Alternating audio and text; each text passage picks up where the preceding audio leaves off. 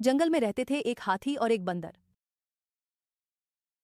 हाथी बड़ा और ताकतवर, बंदर छोटा और शरारती। एक दिन गर्मी थी। बंदर बोला, मैं तुझे हवा करूंगा। हाथी बोला, और मैं तुझे पानी से नहलाऊंगा। तभी शेर आ गया। हाथी ने सूंड से धक्का दिया। बंदर पेड़ पर चढ़कर जोर से चिल्लाया।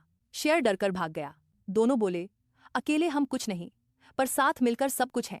दोस्ती में ही असली ताकत है। अगर आपको ऐसी और मजेदार कहानियां देखनी है तो चैनल को अभी सब्सक्राइब कर लो।